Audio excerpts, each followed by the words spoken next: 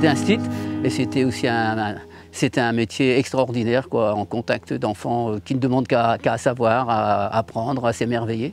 Et puis donc moi je pense que si on est un stit, on est obligé de s'occuper de ce qui nous entoure, c'est-à-dire l'environnement naturel, pas l'environnement, un cadre, mais l'environnement, parce que ces enfants, s'ils ont un bon diplôme et s'ils ne peuvent plus respirer, qu'est-ce qu'ils vont faire? Donc pour moi c'était une priorité aussi de maintenir une vie naturelle pour tout le monde, où on puisse continuer de vivre et de respirer.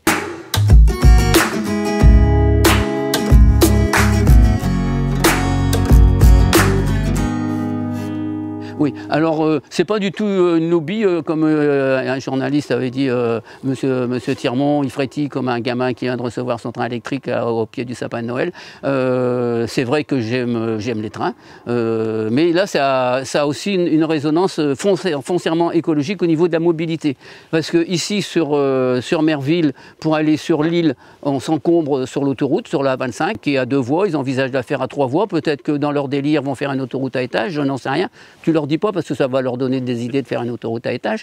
Donc on a une voie ferrée qui était sur Merville, qui était utilisée en tant que marchandise. Dans le temps, elle était utilisée en tant que voyageur. Et pourquoi ne pas la réhabiliter, cette voie ferrée, avec des moyens peu coûteux et qui pourrait donner aussi des exemples pour d'autres. Et je me suis renseigné où essayer de trouver un tramway qui soit en état de fonctionner, pas cher, qui a fait ses preuves, et en cherchant le plus proche et le moins cher et les plus sympas, c'était Bruxelles, et où Bruxelles mettait en fin de service leur série 7000 et je leur ai acheté un tramway. Et au lieu de me le faire à 5 000 €, ils me l'ont fait à 1 000 € symboliques. Ce tramway m'a coûté 1 000 € symboliques. Extraordinaire.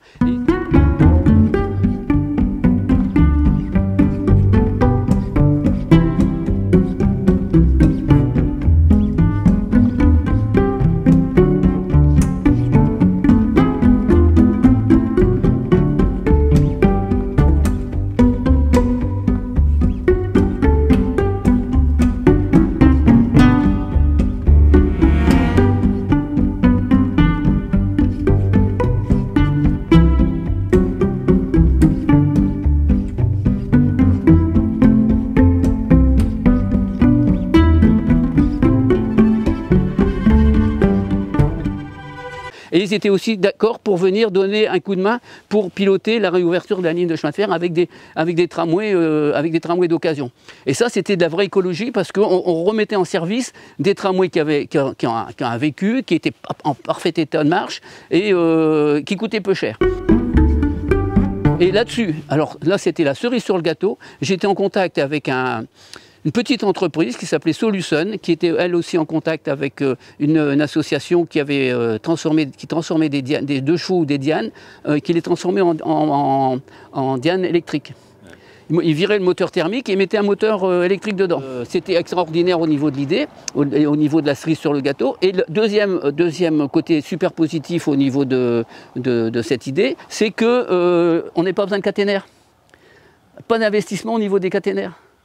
Juste un peu de caténaire au début et à la fin de la ligne pour recharger un peu les batteries si on avait besoin. Et puis voilà quoi. Au niveau énergétique, ça coûte presque rien. Parce que c'est plat. Ce qui coûte, c'est le démarrage. Et après, on récupère au freinage, avec des moteurs à récupération d'énergie, on récupère jusqu'à 70% de l'énergie. Donc ça coûtait pratiquement rien en énergie.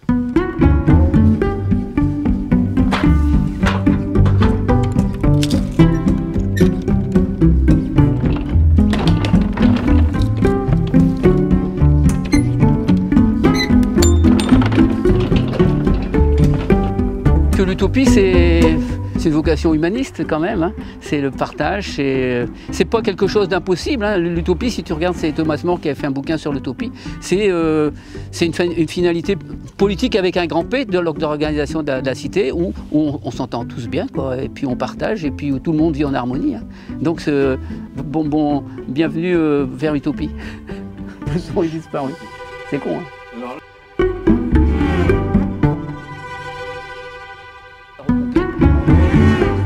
65 km/h. Là, il y a une époque, à Lille, ils ont supprimé les tramways, sous prétexte qu'ils gênaient, mais c'est pas le tramway qui gênait les voitures, c'est le tramway qui était gêné par les voitures. Les voies ferrées en Pologne, bah, tu dis, les rails sont comme ça, et ça roule quand même. Ils vont dérailler, mais non, ça passe. C'est incroyable. Donc 33, bah, un petit clin d'œil à Jacques Brel. Ce soir j'attends Madeleine, on prendra le tram 33 pour manger des frites chez Eugène. Madeleine, elle aime tant ça. Madeleine. Derrière, il y a un autre petit tramway que j'ai récupéré qui vient de Roubaix, qui est un tramway de service. Et ce tramway ne consomme en énergie pas plus qu'une énergie de 2 chevaux. Oui, 1900, celui-là, tout enchaîne. Hein. De l'autre côté, il y a encore la porte qui coulisse pour charger les brouettes. Et là, moi, j'ai essayé de reconstituer comment il pourrait être, quoi.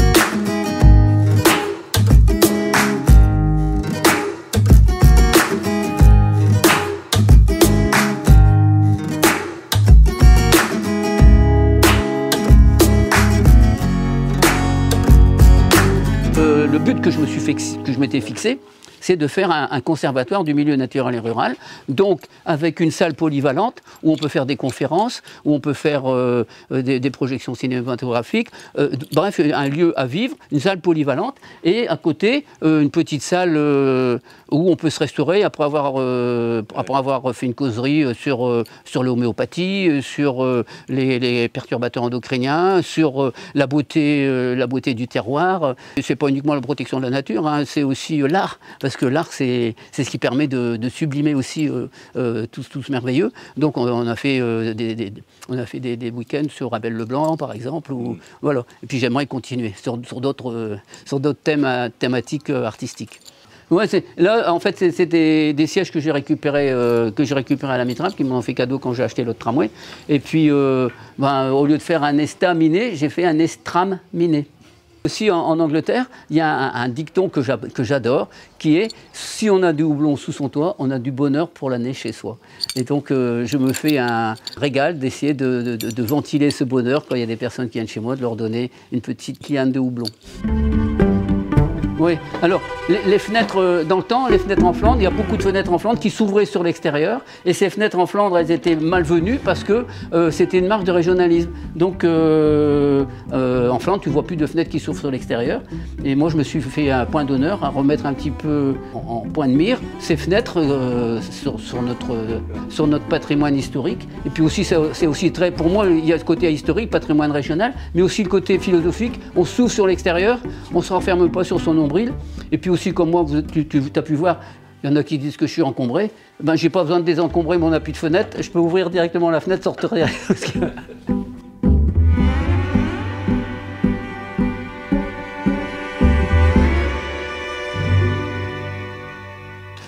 Je suis un conservateur, mais pour se projeter aussi dans l'avenir. Pas un conservateur passéiste, pour se projeter dans l'avenir.